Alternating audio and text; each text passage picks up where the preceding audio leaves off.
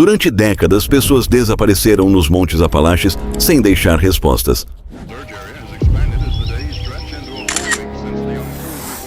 If you hear something in the woods, no you didn't. Something very strange seems to be going on inside of national parks. Há uma coisa que toda criança que cresce nos Montes Apalaches aprende antes de aprender a ler. Não é lenda, não é superstição, é uma regra. Se você estiver na floresta e ouvir alguém chamando o seu nome, não responda.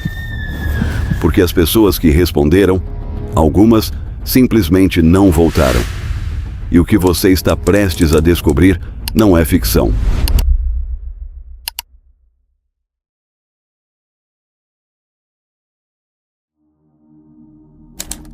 Os Montes Apalaches atravessam o leste dos Estados Unidos por milhares de quilômetros.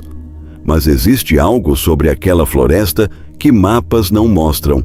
Quanto mais isolada a região, mais estranhas são as histórias. Existe uma frase muito comum entre moradores antigos: se a floresta chamar você, não responda. Não é dita como piada, nem como superstição. É dita da mesma forma que alguém avisa uma criança para não atravessar uma estrada movimentada. Calmamente. Sério. Como se aquilo já tivesse acontecido antes. Algumas regras são repetidas tantas vezes naquela região que começam a soar menos como folclore e mais como protocolo de sobrevivência. Nunca saia da trilha depois que escurecer. Nunca siga um assobio vindo da floresta. Se a mata ficar silenciosa de repente, volte.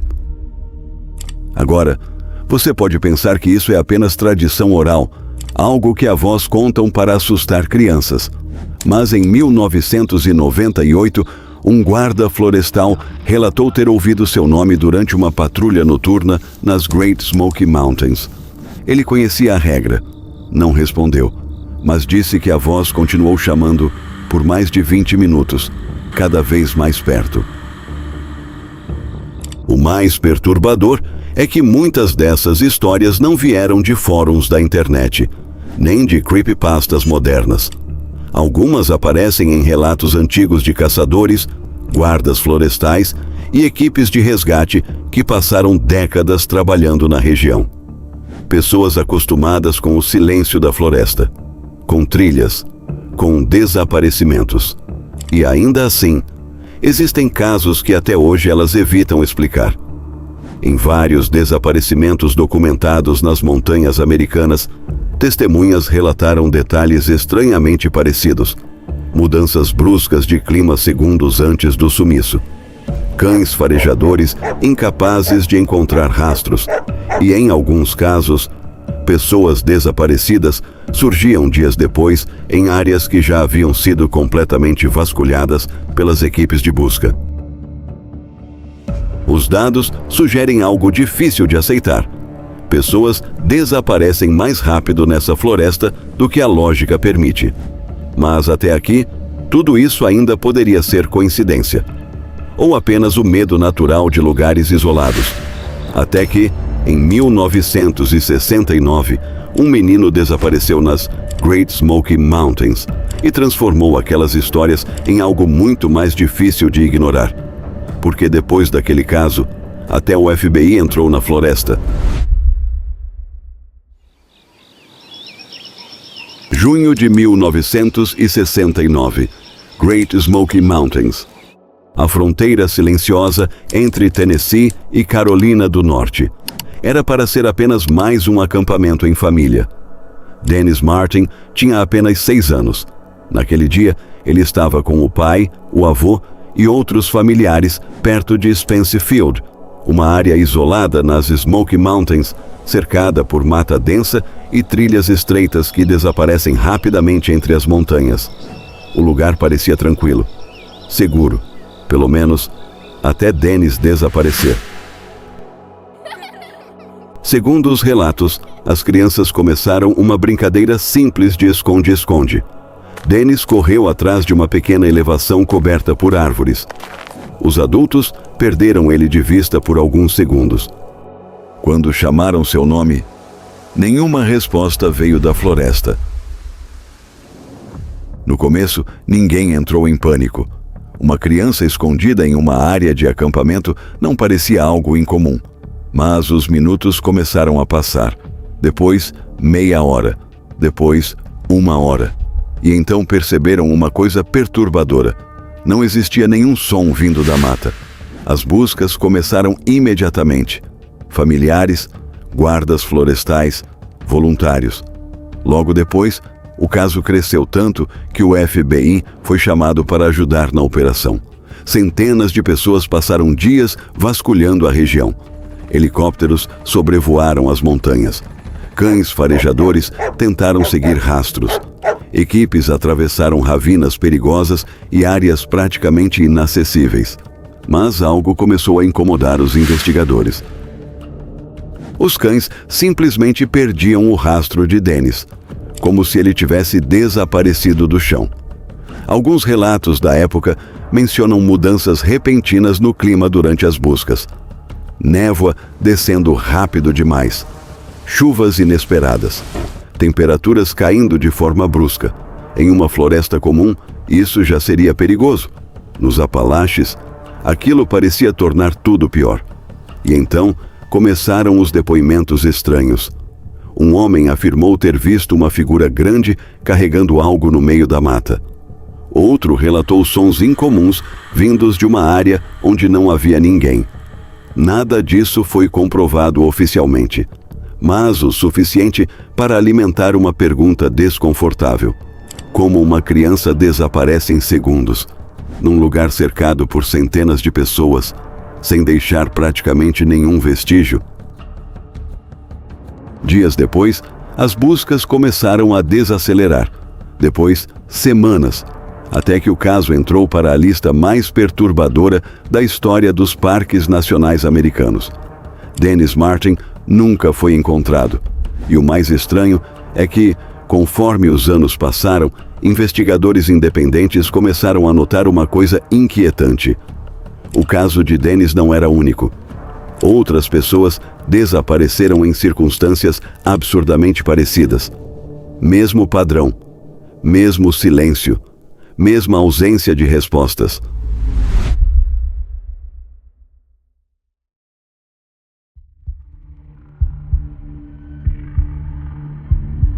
Dennis Martin não foi um caso isolado. E conforme os anos passavam, os investigadores começaram a perceber que o problema não era apenas o que desaparecia, era o que permanecia. Em diferentes décadas, em diferentes pontos da cadeia montanhosa, testemunhas relataram algo que não consta nos arquivos oficiais. Não eram sons de animais, não eram fenômenos naturais explicáveis, eram vozes. Pessoas acampando sozinhas ouviam alguém chamando seus nomes. Vozes conhecidas, vozes de familiares, vozes que não deveriam estar ali. Outras relatavam passos acompanhando seu ritmo entre as árvores. Mas, quando paravam, os passos também paravam. Outras ainda descreviam assobios. Melodias simples, sempre à distância, sempre no limite da audição. O mais inquietante não é que esses relatos existam, é que eles são consistentes, década após década. Pessoas que nunca se conheceram, lugares diferentes, descrevendo exatamente a mesma coisa. E os relatos não surgiram apenas depois do caso Dennis Martin. Décadas antes, desaparecimentos como o de Paula Jean Welden, em 1946, já ajudavam a alimentar histórias estranhas nas montanhas do Nordeste americano. Naquele dia, a estudante caminhava sozinha por uma trilha bastante conhecida. Alguns caminhantes a viram seguir normalmente pela floresta. Minutos depois, ela havia desaparecido. Os nomes mudavam, as décadas mudavam, mas certas histórias continuavam voltando. Os Montes Apalaches têm mais de 480 milhões de anos. São uma das formações geológicas mais antigas do planeta. Existem áreas onde a luz do sol quase não toca o chão. áreas onde bússolas falham sem motivo técnico, onde rádios perdem sinal, onde equipes inteiras de busca relatam a mesma coisa, a sensação de estar sendo observadas.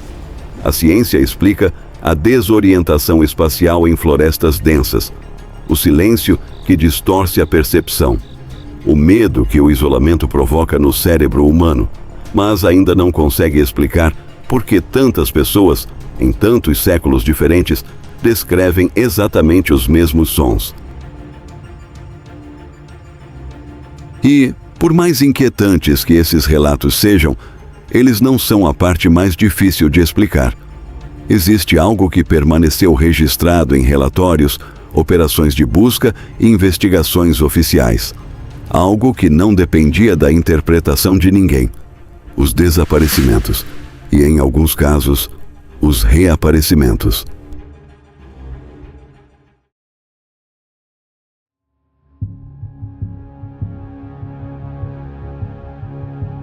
Os desaparecimentos eram apenas metade do enigma. A outra metade eram os reaparecimentos. Em diferentes operações de busca nos Apalaches, algo acontecia que desafiava completamente a lógica dos resgates. Pessoas eram localizadas em áreas que as equipes já haviam vasculhado. Não uma vez, várias. O mesmo terreno, as mesmas trilhas.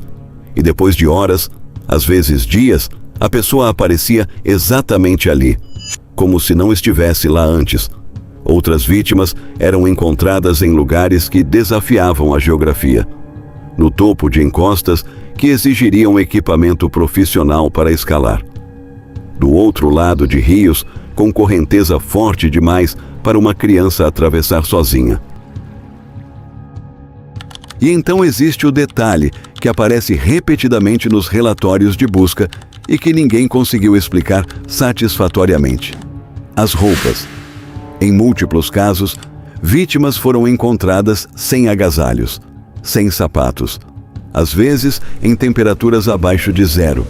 A explicação médica para isso é conhecida. Chama-se desnudamento paradoxal, um estágio terminal de hipotermia em que o cérebro envia sinais contraditórios e a pessoa remove a própria roupa instantes antes da morte.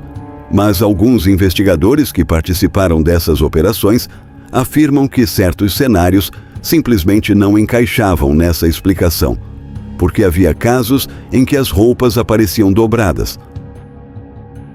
Não jogadas, não espalhadas pelo terreno, dobradas, organizadas, em pilhas, ou então separadas da vítima por distâncias que tornavam impossível que a própria pessoa as tivesse deixado ali, centenas de metros, às vezes através de vegetação densa que exigiria roupas para atravessar sem ferimentos graves. E há os casos em que nada disso acontece, nenhum corpo, nenhuma roupa, nenhum objeto pessoal, nenhum sinal de luta, nenhum indício de animal, como se a pessoa tivesse simplesmente deixado de existir. E talvez seja justamente por isso que, em algumas comunidades dos Apalaches, uma regra continua sendo repetida geração após geração.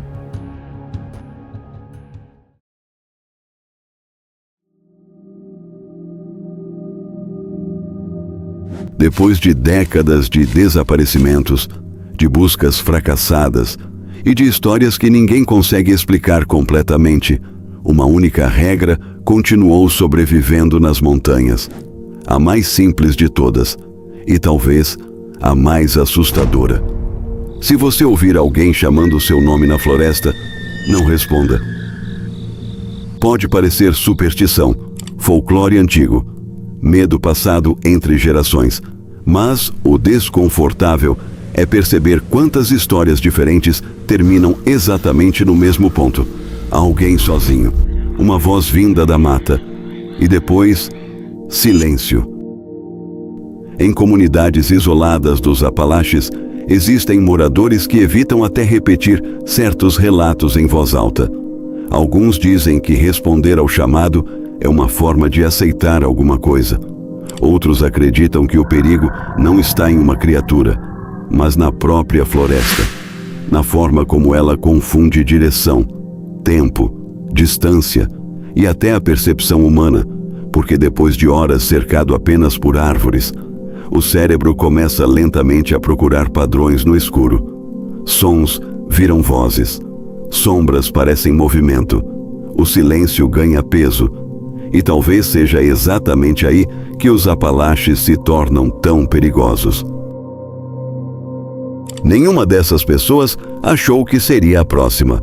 Todas conheciam as regras, as trilhas, os avisos e, mesmo assim, desapareceram. Não porque exista uma resposta sobrenatural comprovada, mas porque ninguém consegue explicar completamente por que tantos casos seguem padrões tão parecidos, por que algumas pessoas desaparecem tão rápido, por que certos rastros simplesmente terminam, ou porque tantas histórias diferentes repetem os mesmos avisos, mesmo separadas por décadas. Talvez essas regras tenham surgido apenas como forma de proteção, uma maneira simples de ensinar respeito por uma floresta antiga, imensa, imortal. Ou talvez exista outro motivo, um motivo que ninguém gosta de comentar, porque no fim, o mais perturbador sobre os Montes Apalaches não é aquilo que as pessoas afirmam ter visto, é o número de pessoas que desapareceram, sem que ninguém veja absolutamente nada. Os Montes Apalaches continuam lá, silenciosos, cobertos por névoa, guardando histórias que provavelmente nunca terão uma resposta definitiva. E talvez seja isso que torna aqueles desaparecimentos tão difíceis de esquecer, porque algumas florestas escondem predadores, outras escondem acidentes, mas existem lugares onde o mais assustador é perceber que ninguém realmente sabe o que aconteceu.